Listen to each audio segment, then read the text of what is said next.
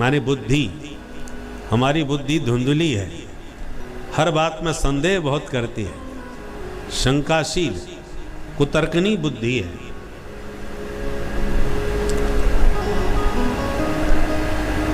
संत ने फल दिया आत्मदेव को कि जाके पत्नी को खिला देना। ऐसे ही हम लोग संतों के पास जाते हैं तो संत हमें ज्ञान रूपी फल देते हैं और कहते जो ज्ञान हमसे प्राप्त हुआ है तुम्हें इसे अपनी बुद्धि में बैठा लेना, घर जा कर के अपनी बुद्धि में ये ज्ञान बैठा लेना, कल्याण हो जाएगा। यही है धुंधली को फल खिलाना। परंतु पंडित जी ने पत्नी को फल पकड़ा दिया, खा लेना, खिलाया नहीं।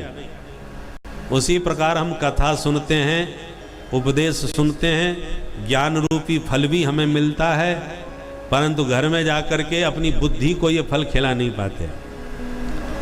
और जहाँ बुद्धि को फल खिलाने की कोशिश करते हैं तो बुद्धि कुतर्क करने लगती है। बोलो राधे राधे।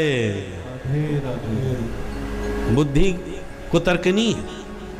अरे भागवत सुनने से क्या होगा, ये कथा वार्ता से क्या होगा, राम राम जपने से क्या होगा, हिमालय सटकाने से क्या होगा।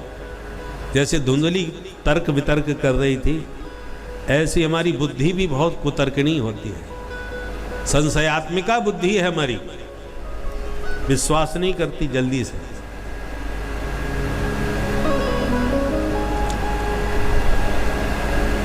ये सांप पड़ा है कि रस्सी, ये भ्रम हमें कब पैदा होता है, दिन में क्या रात में? आप कहोगे रात में। और अंधियारी रात हो तो कुछ दिखाई पड़ता है क्या? कुछ भी नजर नहीं आता। और जब नजर ही कुछ नहीं आता तो भ्रम क्यों होगा? भ्रम तब होता है जब कुछ दिखाई पड़े। अंधेरे में दिखता ही कुछ नहीं है तो भ्रम क्यों होगा?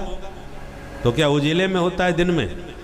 तो दिन में क्यों होगा? दिन में तो हर चीज स्पष्ट नजर आती है, तो भ्रम क्यों होगा? मतलब क्या हुआ? न दिन में भ्रम होता है न रात में। भ्रम होता है संध्या के समय, न अंधेरा हुआ है न उजेला रहा है।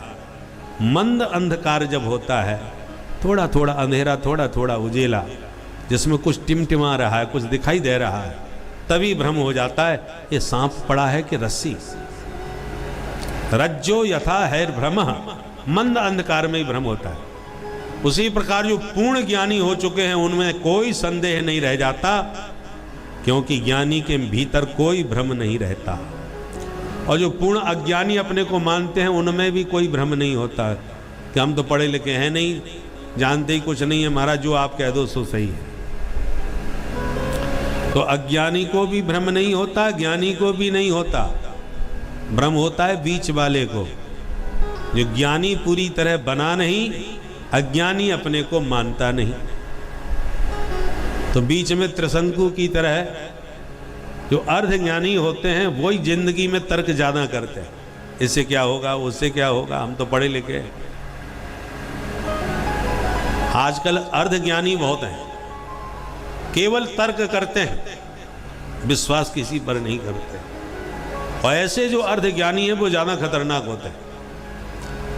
देखो आप यदि अंधे हो तो किसी भी आंख वाले से कहोगे भैया हमें भी कथा सुननी है, जरा ले चल, तो वो आपकी लाठी पकड़ के आपको सत्संग भवन तक ले आएगा, वो कथा सुन सकता है। और जो आंख वाला है वो तो पूछता पूछता अपने आप आ जाएगा रास्ता देखकर। विडम्बना उस बीच वाले की है जिसकी आंख तो है पर मोतियाबिंद लगा है। मोतियाबिंद से आंख में कुछ नजर नहीं आता, दिखाई नहीं पड़ता, पर चश्मा लगा के इसलिए चल रहा है, हाथ किसी को पकड़ाना नहीं चाहता क्योंकि मैं अंधा थोड़ी हूं, थोड़ा थोड़ा तो मुझे दिख रहा है।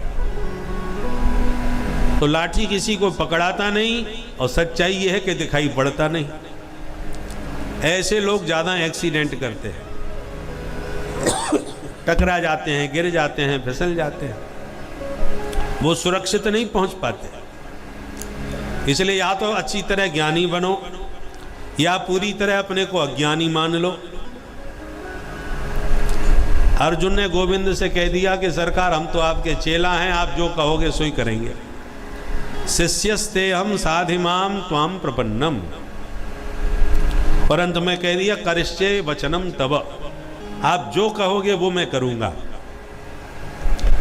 इसी प्रकार या तो सदगुरु के वचन पर भरोसा करो, पूरी तरह विश्वास करो, तो बात बन जाएगी। गुरु वचन पर विश्वास करके कल्याण हो जाएगा। अथवा पूरी तरह गुरु बनो, शास्त्रों का ज्ञान प्राप्त करो।